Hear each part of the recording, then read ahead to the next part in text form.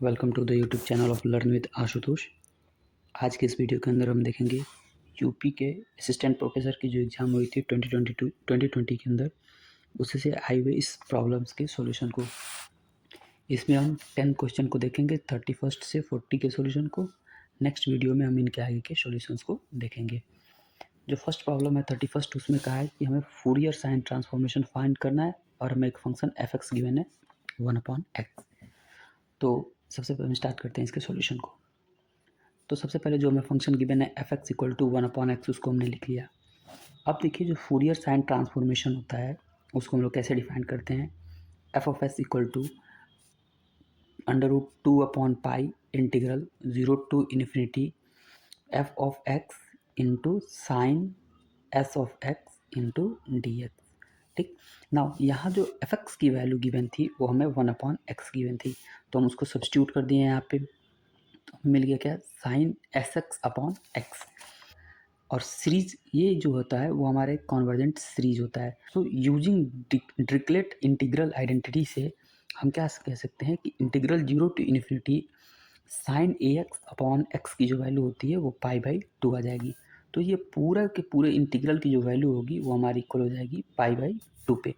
सो यहाँ √2/π multiplied by π/2 और यहाँ सॉल्व करेंगे तो हमें मिलेगा √π/2। सो हमारा सेकेंड ऑप्शन ट्रू हो जाएगा इस केस में।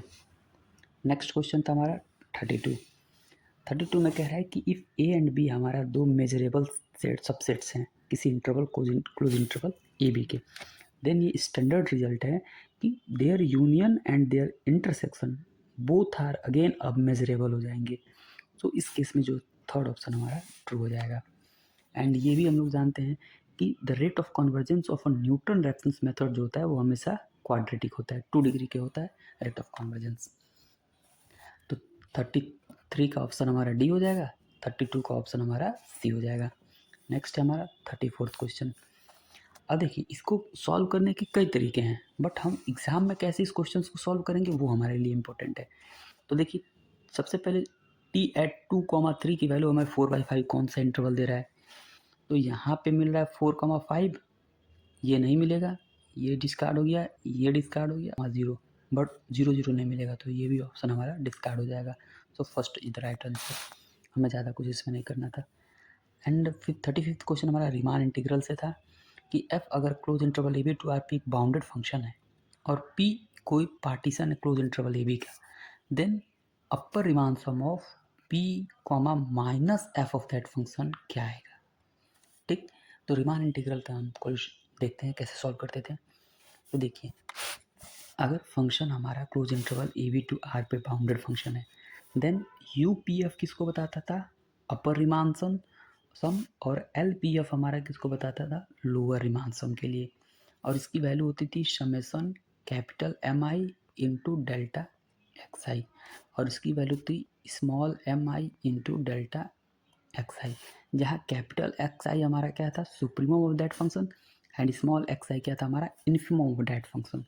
सो ये बेसिक जानकारी थी रीमान इंटीग्रल से। अब देखिए ये कब होता था, जब फंक्शन हमारा एफ था, यहाँ पे फंक्शन हमारा क्या कि मैंने माइनस एफ। तो ये एक और रिजल्ट याद रखिएगा कि सुप्रीमम ऑफ माइनस एफ जो होता है वो इक्वल होता है minus time infimum of that function F. तो यहाँ पे ये मिल जाएगा हमें, और यहाँ पे इसके जगह पे हम लोग क्या देंगे, माइनस टाइम दिस, तो U of P comma minus F equal हो जाएगा हमारा minus time L of P comma F.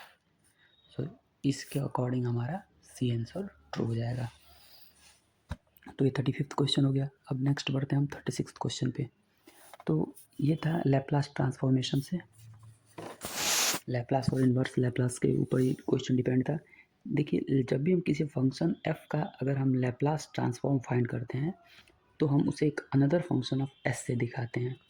ठीक, तो यही वो फंक्शन गिवन था और हमें फाइंड करना Laplace of t to the power n into f of t, और ये स्टैंडर्ड रिजल्ट है लैप्लास ट्रांसफॉर्मेशन के। इसकी वैल्यू होती है -1 to the power n into nth derivative of the function f S.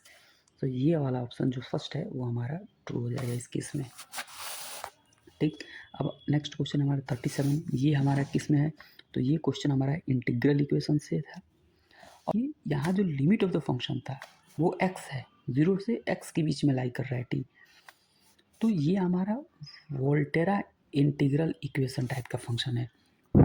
और वोल्टेरा इंटीग्रल इक्वेशन को हम कैसे सॉल्व करते हैं? इसको हम y डैश कैलकुलेट करेंगे, y डबल डैश कैलकुलेट करेंगे और फिर वहाँ से हमें सॉल्यूशन मिल जाएगा। सो ये 36 का था और ये 37 था हमारा। तो हमें जो फंक्शन y गिवन था उसको हमने पहले लिख लिया।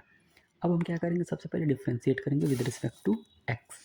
तो यहाँ y dash equal to 1 plus, अब कैसे सॉल्व करते हैं?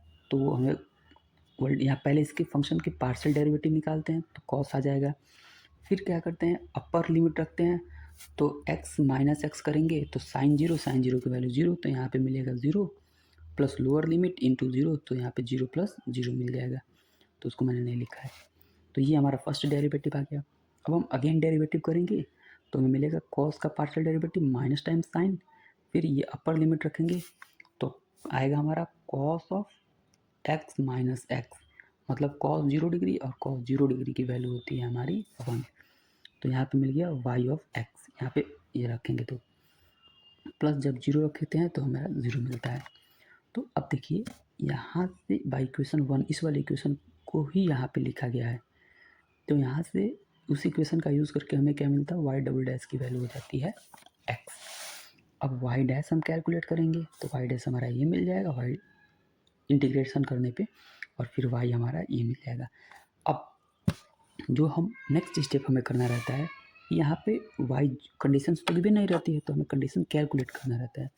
तो जब y 0 की वैल्यू कैलकुलेट करेंगे तो ये 0 और लिमिट 0, सो y 0 की वैल्यू क्या मिलेगी? 0। यहाँ से y डैश 0 की वैल्यू मिल जाएगी 1। अब इन दोनों वैल्यू को यहाँ और यहाँ रखेंगे तो हमें c2 की वैल्यू 0 एंड c1 की वैल्यू 1। सो y की जो वैल्यू मिल गई वो हमारे मिली x plus x cube by 6। सो इस केस में जो ऑप्शन होगा यहाँ पे फर्स्ट ट्रू और यहाँ पे थर्ड ट्रू।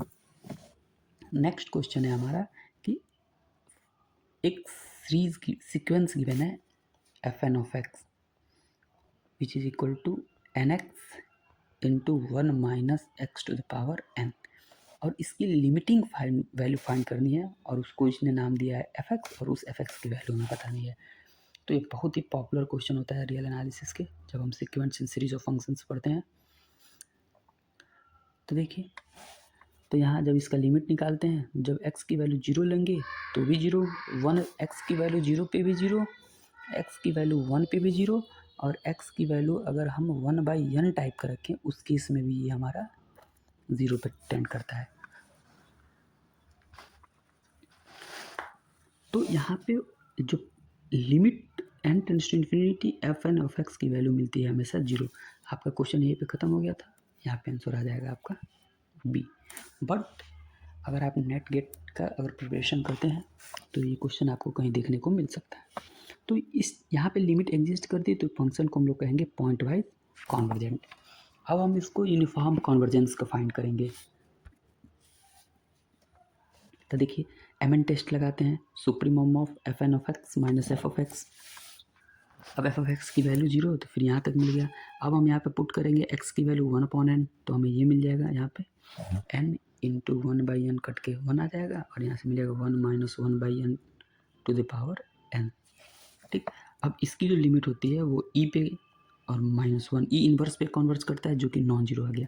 तो अगर लिमिट mn हमारा नॉन जीरो नंबर मिलता है उस केस में ये कन्वर्जेंस कैसा होता है? Not uniform convergence. तो ये पॉइंट वाइज तो कन्वर्स करेगा फंक्शन बट यूनिफॉर्मली कन्वर्स नहीं करेगा। तो ये था हमारा 38th क्वेश्चन। नेक्स्ट हमारा 39th क्वेश्चन। इसमें कहा है the maximum number of normals which can be drawn from a given point to a parabola. ये कोई पैराबोला मान लीजिए, पैराबोलाइड। ये इस पैराबोला पे हमें एक टेंजेंट नॉर्मल ड्रॉन करना है और हमें बताना है कि कितने मैक्सिमम नंबर ऑफ नॉर्मल्स हम लोग फाइंड कर सकते हैं। तो सबसे पहले जो फंक्शन गिवन था ये, उसको हमने एक नया फंक्शन मान लिया। तो देखिए इसके सॉल्यूशन को।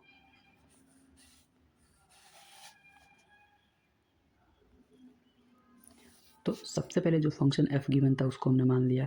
अब देखिए जब भी हमें नॉर्मल वेक्टर निकालना होता है तो हम gradient of the function find करते हैं, तो ये हमारी ग्रेडियंट आ जाएगी उस फंक्शन की। नेक्स्ट होता है equation of normal at point, जिस पॉइंट से हम नॉर्मल ड्रॉन कर रहे हैं तो उस पॉइंट को मान लेते हैं, ये वाला पॉइंट हमारा हो गया अल्फा बीटा गामा, और इस लाइन की इक्वेशन को हमने इससे लिख लिया। ठीक, अब उसको एक नया कांस्टेंट लैम्डा हम मान लेते हैं। तो यहाँ से x की वैल्यू फाइंड करेंगे, y की वैल्यू फाइंड करेंगे और z की वैल्यू फाइंड करेंगे।